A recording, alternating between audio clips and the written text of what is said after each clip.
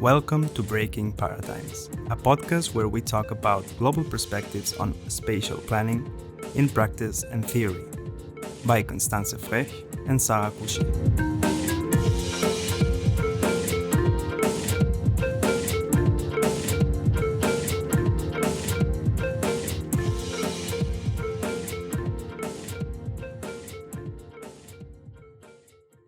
In our last episode, we interviewed Robert Rosenberger on the definition of hostile design and its examples.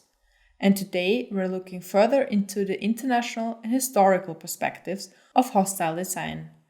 Where did it come from and how does it present globally? If you are interested in the previous episode, we will link it down below, as well as further literature like Robert Rosenberger's own book, Callous Objects, which he kindly provides for free, and other interesting scientific literature which we base this episode on. As Rosenberger pointed out previously, hostile design goes by many names, and the use of the word hostile implies a certain judgment, which is why scientific publications seem to prefer the terms defensive or defensible design. Historically speaking, hostile design is a sort of a new and controversial concept and is yet at the same time sort of an old and controversial concept. Aubrey Bader writes, "Behind our current form of hostile architecture lies a milieu of social, economic, and political pressures. And underlying these pressures is the basic human instinct to want safety." Take a moment. What does that actually mean? During our research, we realized what the source of this old and at the same time new concept was. The easiest way to explain this dichotomy is to differentiate between the existence of hostile design in general, which seems to have been present for a long time, as historic examples show, and the scientific approach, which was triggered during the Cold War in the United States, as city living became less desirable and communities fell apart. Crime rose, and security, or the feeling of security, plummeted. So, throughout the 1960s, architect Oscar Newman and criminologist C. Ray Jeffrey developed the theory of defensible space, which was published in the early 1970s.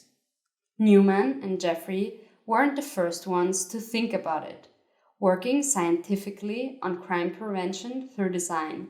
They based their findings on the previous works of Charles Abrams, Shlomo Angel, Jane Jacobs, and Elizabeth Wood. However, we would argue they were the first ones to give it a larger stage, even though at the time of publication it was largely ignored. So what about the theory of defensible space? Is it a handbook on how to be hostile? Not really. The theory emphasizes that man-made environments, such as cities, can be planned and reshaped in a way that prevents crime and the perception of crime. The philosophy is called crime prevention through environmental design and features a variety of strategies. In our next episode, we will talk more in depth with Macarena Rao, who is the current president of the International CPTED Association, on the current state of crime prevention through environmental design and how it has developed since its formation.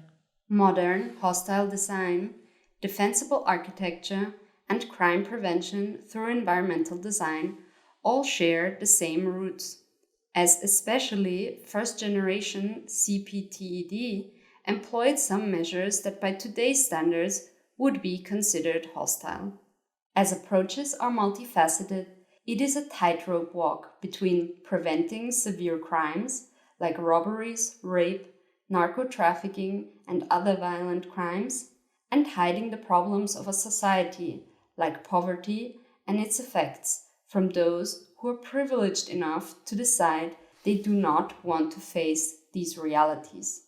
Bader specifically criticizes that in the US, in order to revitalize cities, lawmakers and outspoken citizens have discovered groups of people they deem undesirable.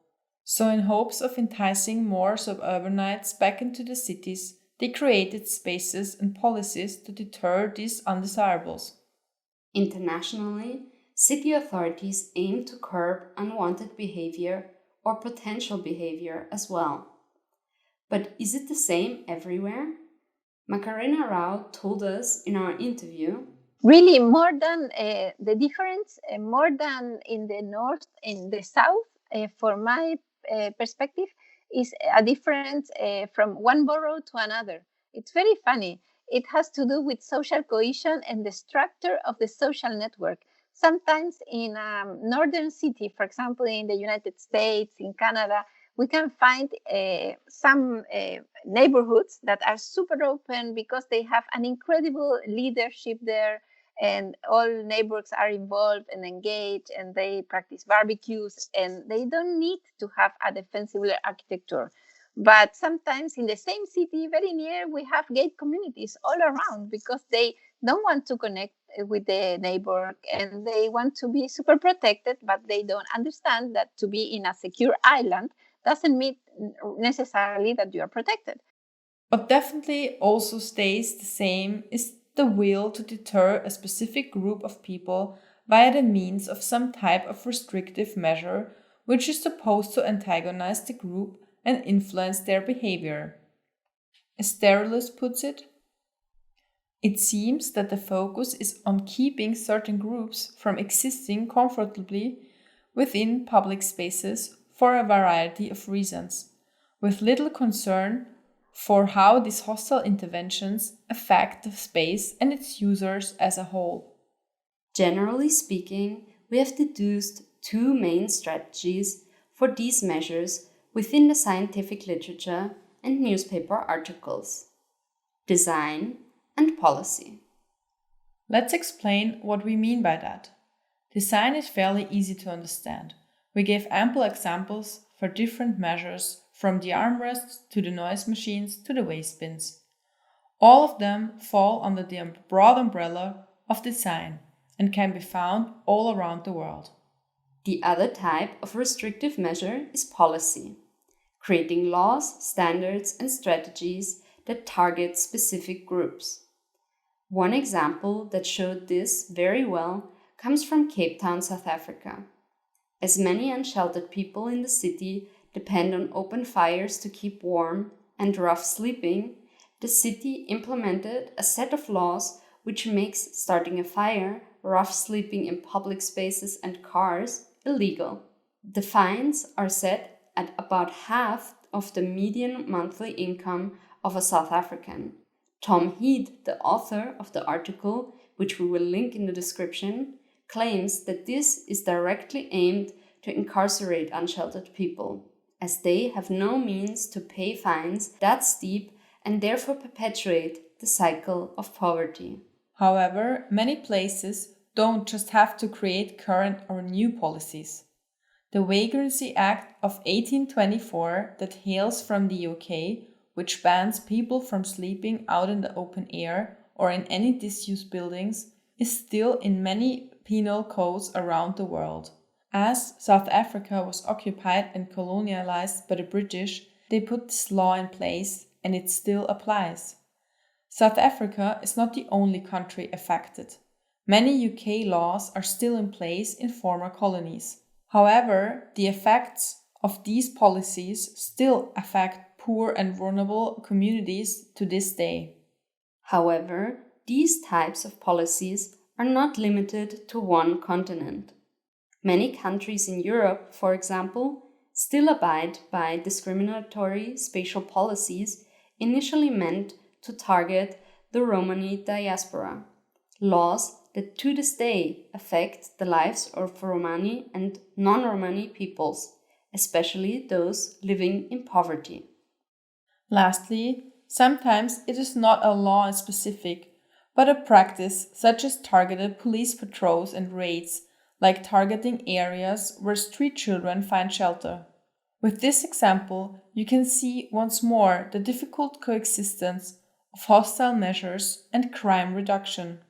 For example, when narco cartels use street children specifically for illegal activities, that makes them even more vulnerable to police raids as well. Whether through design, architecture, policies, fines, or practices, planning authorities make decisions that leave a mark. In researching this topic, we also sometimes wondered, does everything that has a negative impact automatically qualify as hostile? Take the example of overpasses or underpasses for pedestrians. They are usually used to increase traffic security, but as we mentioned in our episode on the walkable city, they also create barriers and fear spaces. What would you say? What makes a measure hostile to you? Have you noticed any in your city or town? There are several initiatives that collect examples of hostile designs from around the world. We will link the Vienna-based initiative Hostile Vienna in the description, as well as all our resources. And we are looking forward to exploring the concept of crime prevention through environmental design further in our next episode. This was Breaking Paradigms by Constanze Frech and Sarah Kusché. Be part of the conversation. If you like what we do, consider supporting us and join our Patreon community. Connect with us on Facebook, YouTube, and at breakingparadigms.org. Content and editing by Constanze Frech and Sarah Kusché. Sound design by Dídac Barroso and Florian Frech.